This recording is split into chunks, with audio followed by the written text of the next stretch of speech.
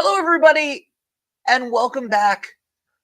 And this is a long awaited return. Now, for those of you who have asked and love it, uh, 321 this morning with me and my best friend Dave DeAngelis, our director of digital programming, still happening Monday through Friday. That show is actually going to air at 9 a.m. today on Wednesday. And right now, I'm so excited because the man, the myth, the legend is back in the co host seat. Ken Collins, you asked for it. You're back.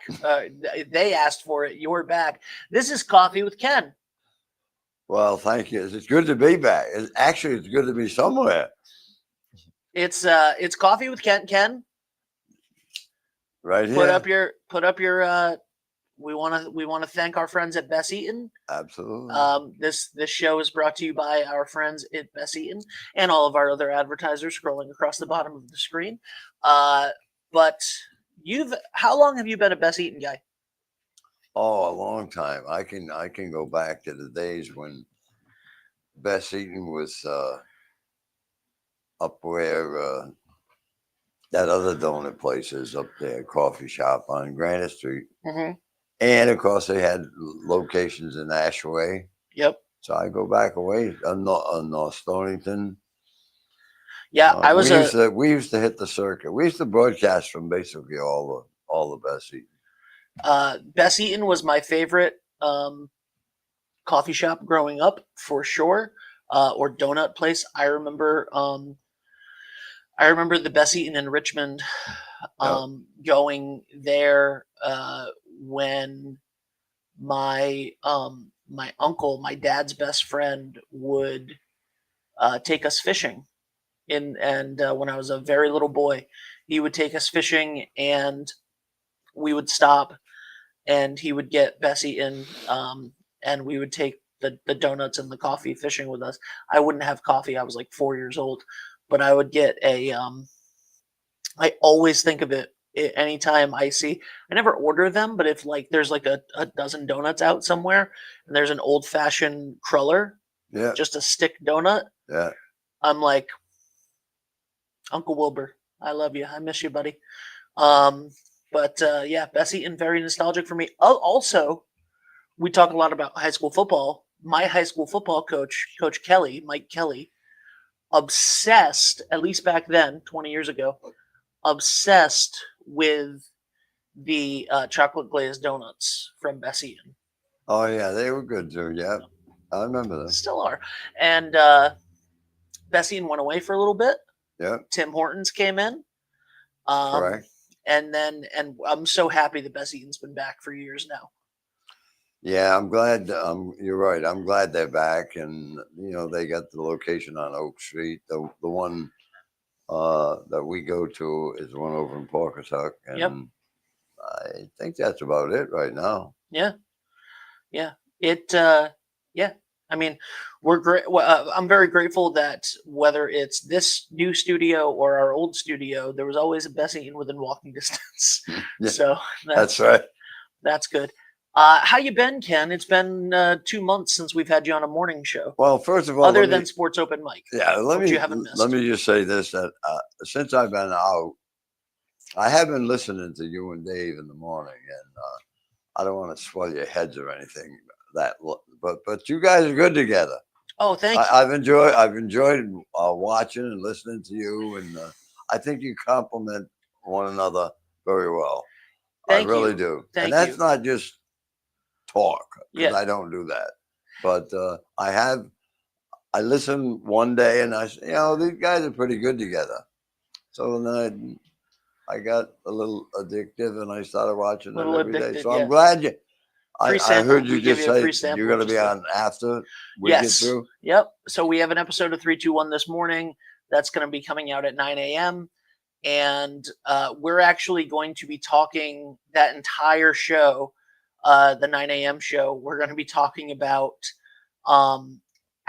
this really silly movie that we made when we were 18 years ago at this point. This really silly movie that we made that went at the time, people at URI, people at the local colleges were obsessed with it. We got a very interesting group of fans online, which I feel uncomfortable talking about with you, Ken.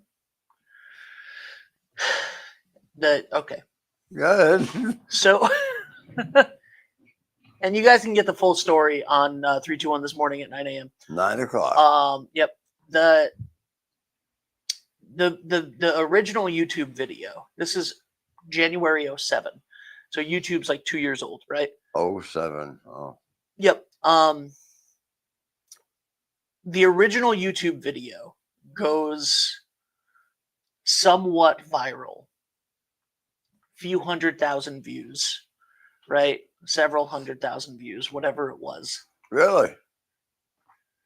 30, 40, 50,000 comments disgustingly in detail about how like they wanted to see Dave and I eat cheeseburgers, and like that it went viral in the gay chubby chaser community.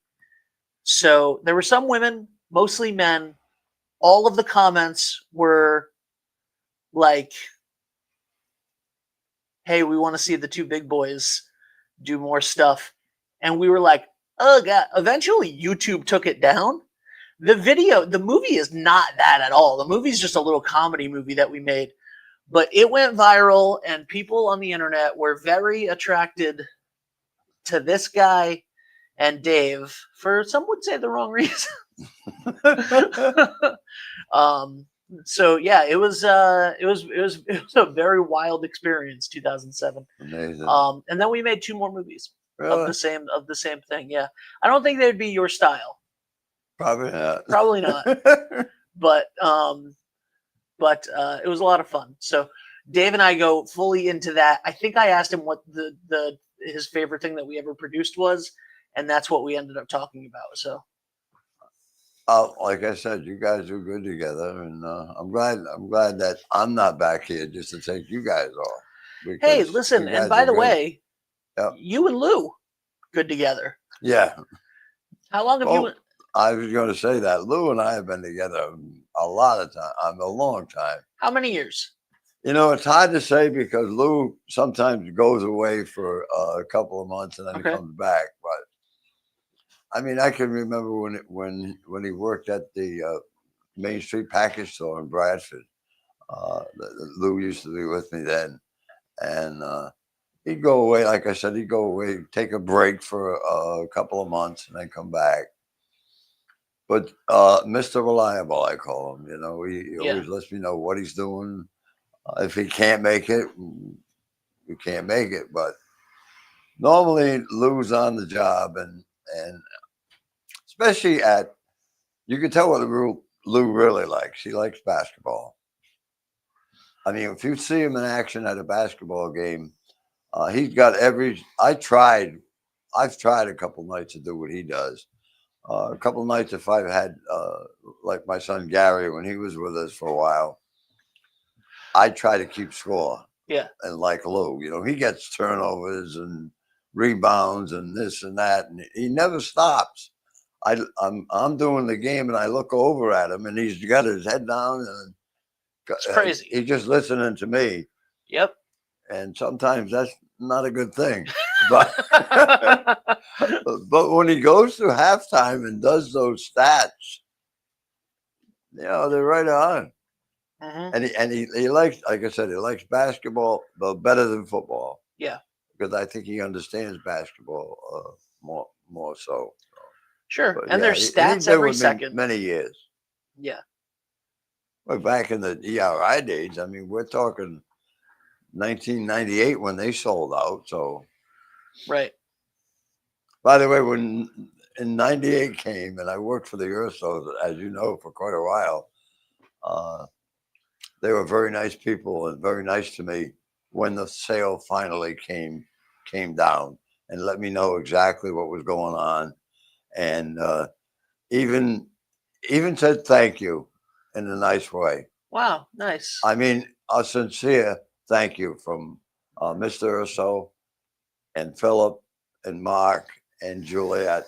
They all went out of their way to thank me for what I, oh, and Laurie Urso too, at the time was married to Mark.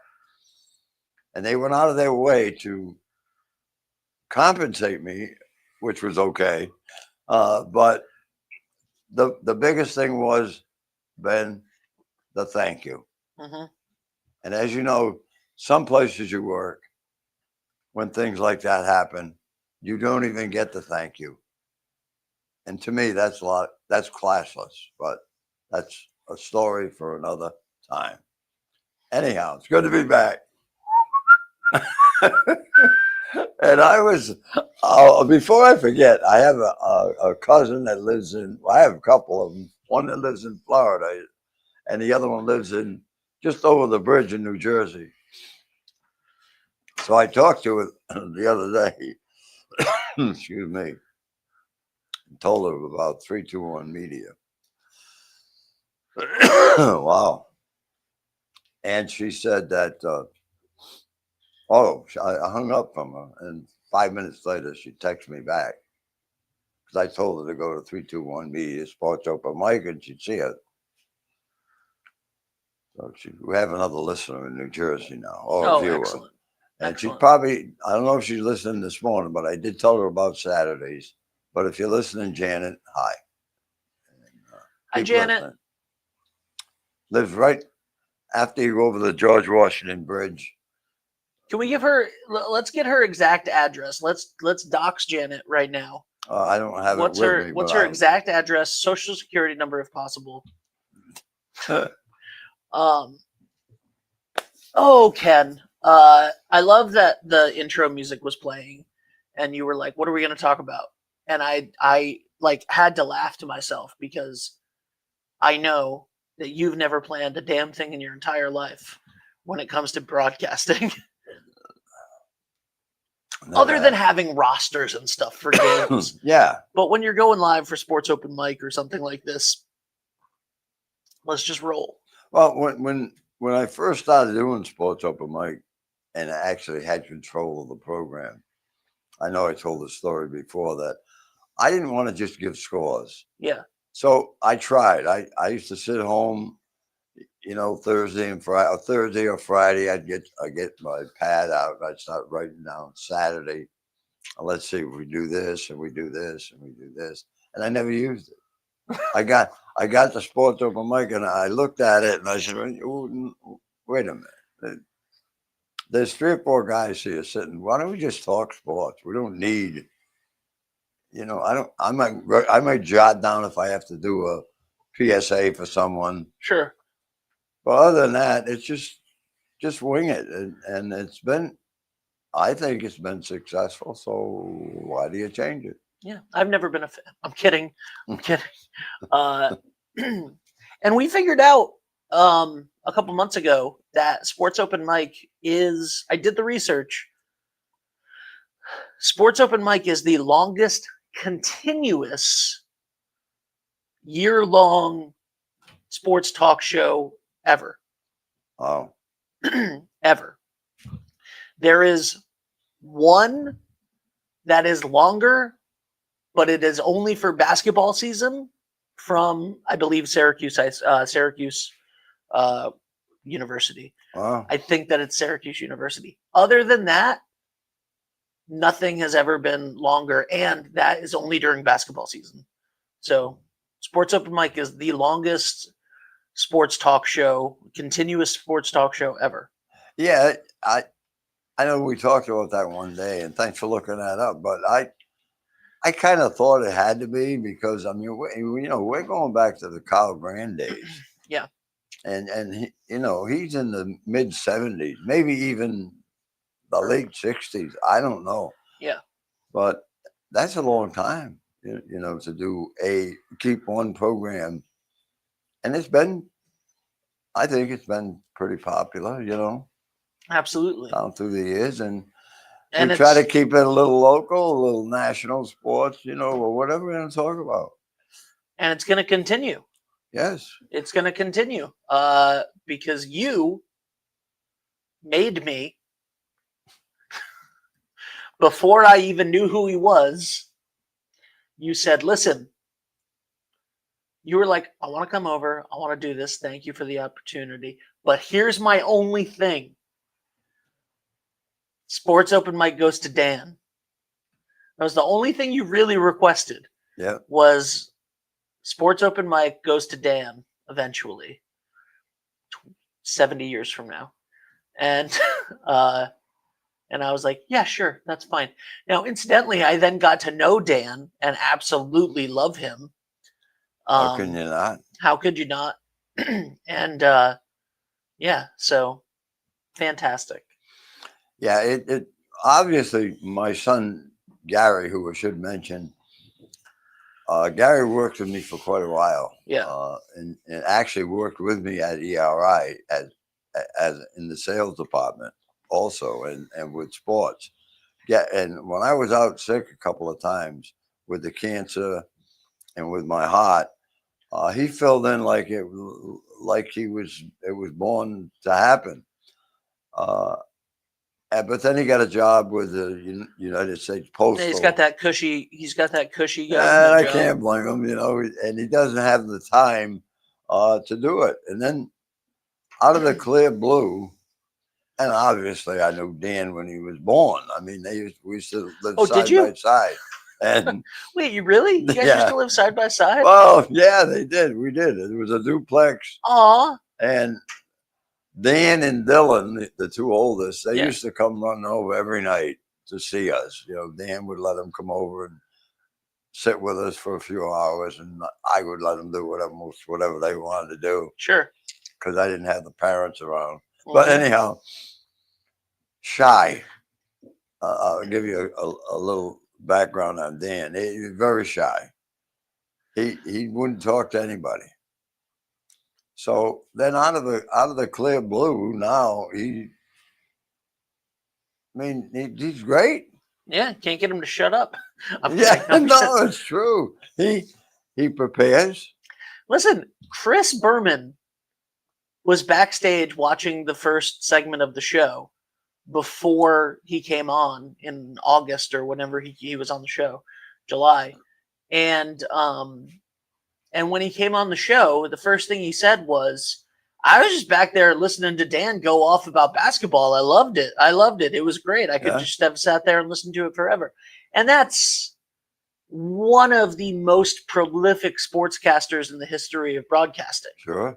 So, absolutely. Dan is fantastic at what he does, and we love having him here at 321 for while we do until he goes and takes over the world somewhere.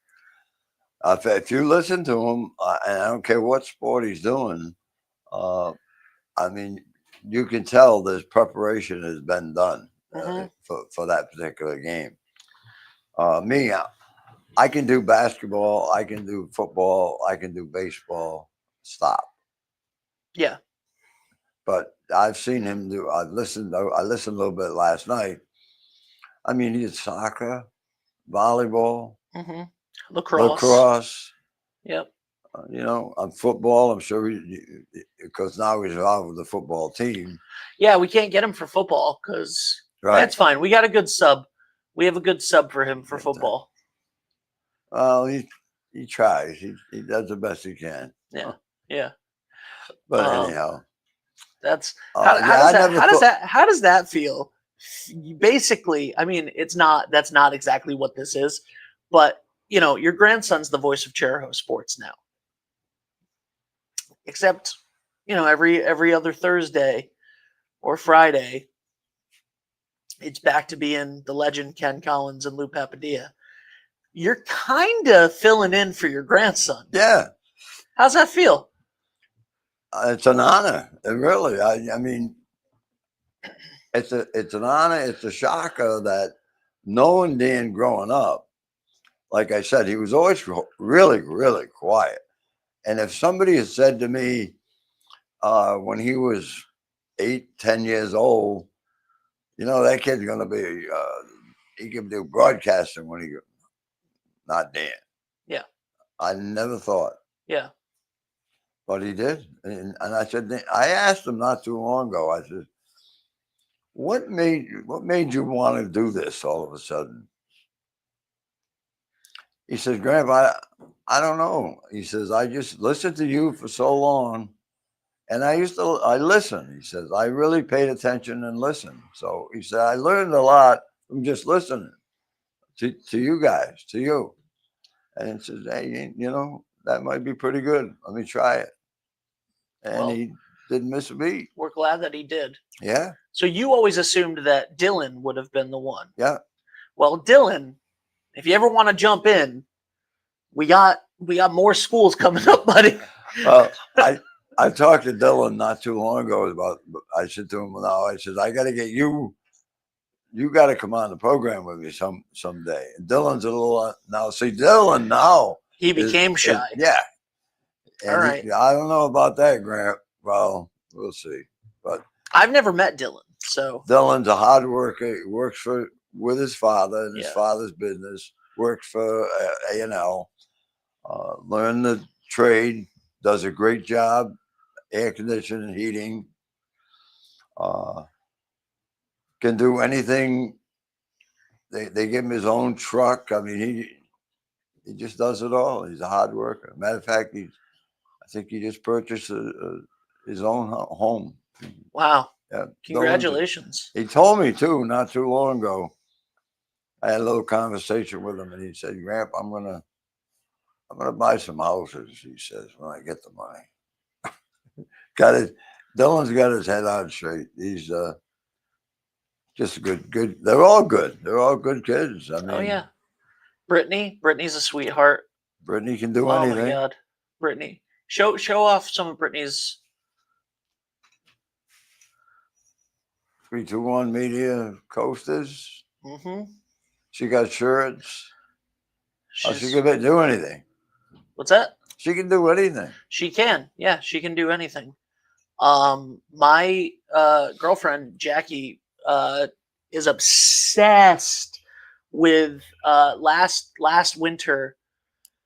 Dan, before he even worked with us, just as a thank you for covering the girls basketball team as much as we did, Dan gave Jacob and Russ Aruda, who were the commentators for basketball, and we'll be back for Charahoe basketball, by the way. Speaking of filling in for Dan in the winter, Dan coaches full-time, coaches the girls basketball team. He's the varsity head coach. I think he was like 7 years old when he took that over. And so Jacob Aruda will be back with us in the winter to call the Charahoe games that Dan and so they'll switch off, because right now Jacob is coaching the Charahoe soccer team, so they're gonna do a little tag on the way in and out. That tag team reference was just for you, Brian Sullivan. Brian, by the way, because Brian, I figure you're watching this right now. You have commented recently a lot that Dave DeAngelis and I are the tag team champions of the world. And I'm wondering if you think now that it's me and Ken Collins again. And what does that mean for Dave? Who are the real tag team champions? Where do my loyalties lie? These are the questions Brian Sullivan needs to answer. He needs to answer these for himself. Okay, he needs to be accountable. There you go. That's right. Anyway, also happy birthday, Brian. Happy belated birthday. Oh, happy belated birthday to you. Do you have like a birthday week? Do I? Yeah. I mean, it was your birthday Monday, right? It was my birthday Monday. So do you celebrate it like all week? I try not even celebrate it on Monday, honestly. Really? Yeah. So not to get morbid for a minute, but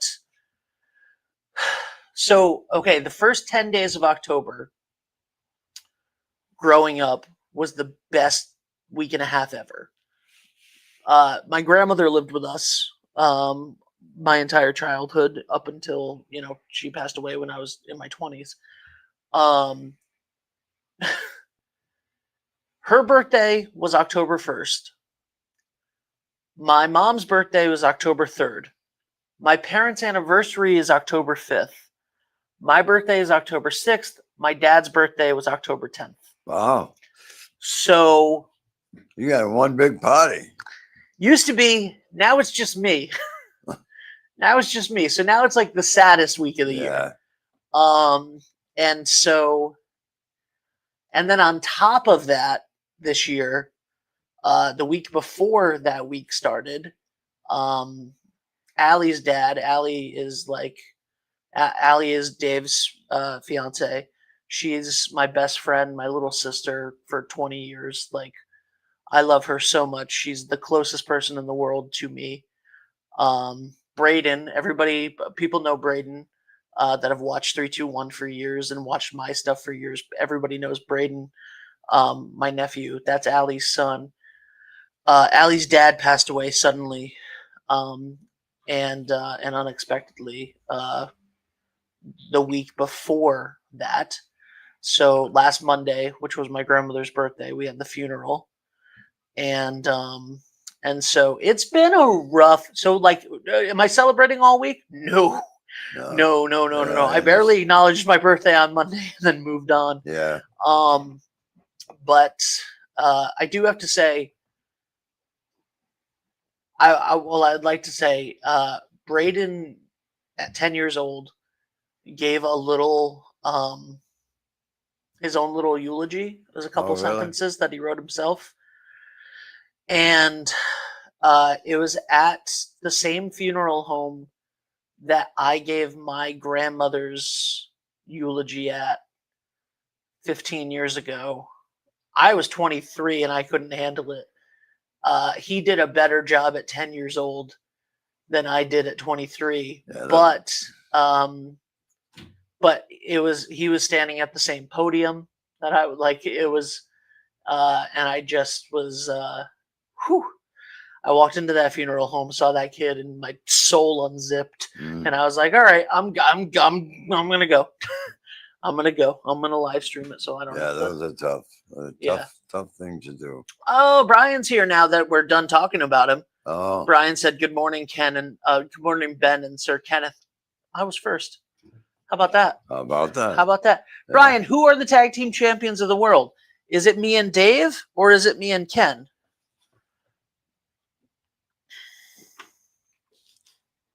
He's not going to answer in real time.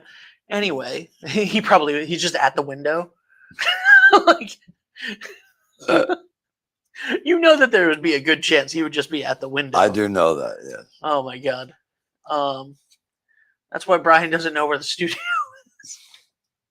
Oh, by the way, before I forget.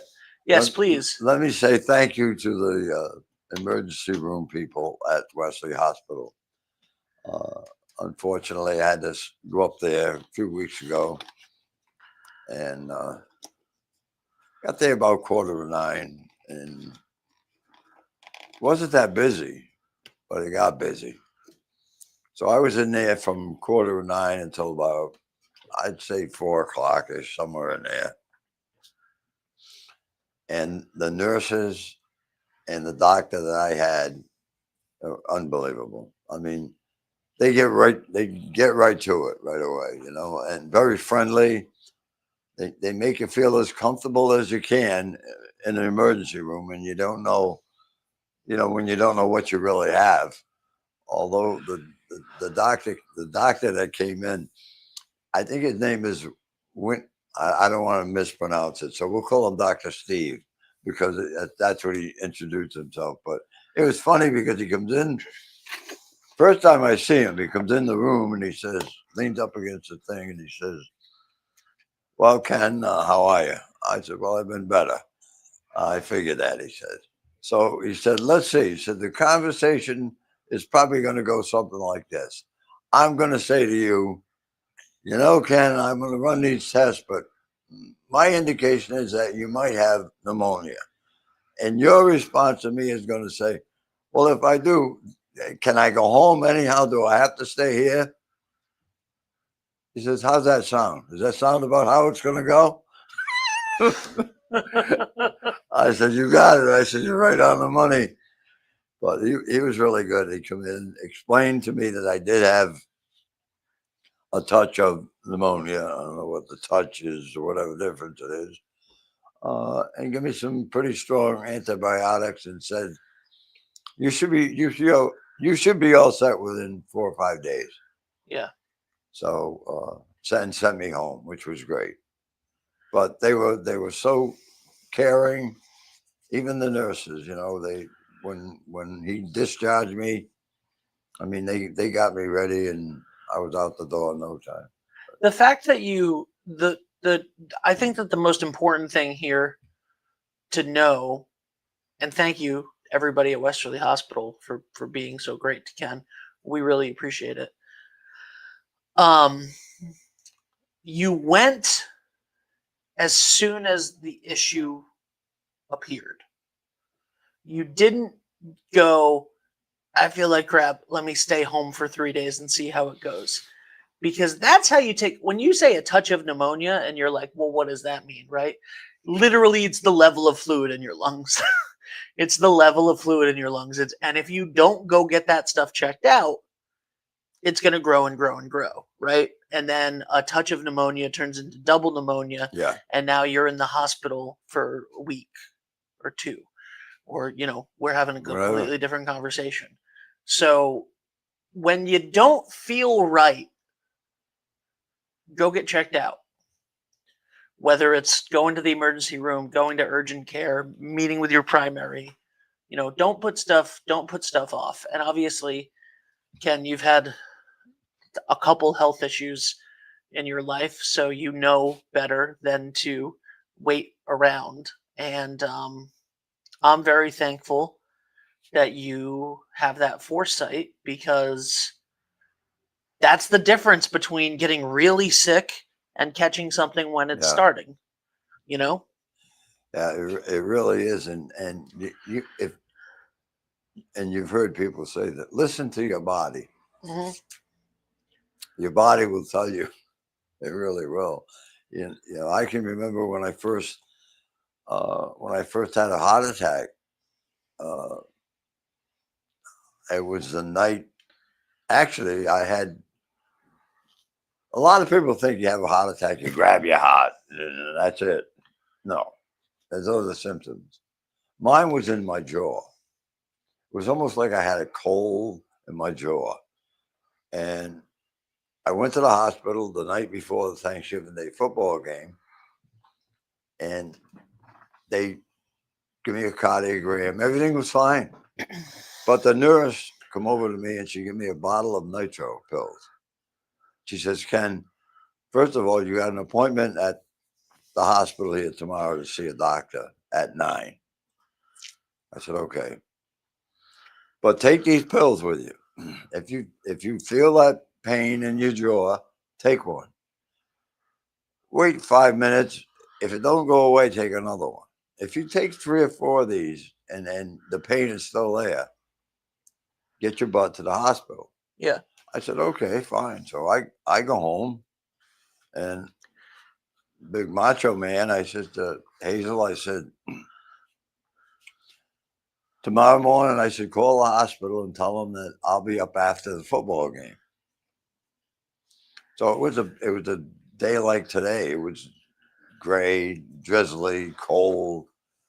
They were deciding whether to play or not play the game because of the field. Yep. Not because of me.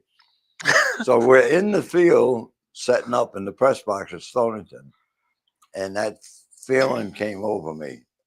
So I quietly took a nitro pill. It didn't help. I must have taken 4 or 5 of them. Finally, it dawned on me what the nurse said. And the guy you had on here last week or the week before, Bob Elmer, who was a station manager, happened to be in the press box and heard me. And I said to Joe Ruiz, who was with me, I said, Joe, take me to the hospital. I said, right now. And of course, Joe was a nervous type.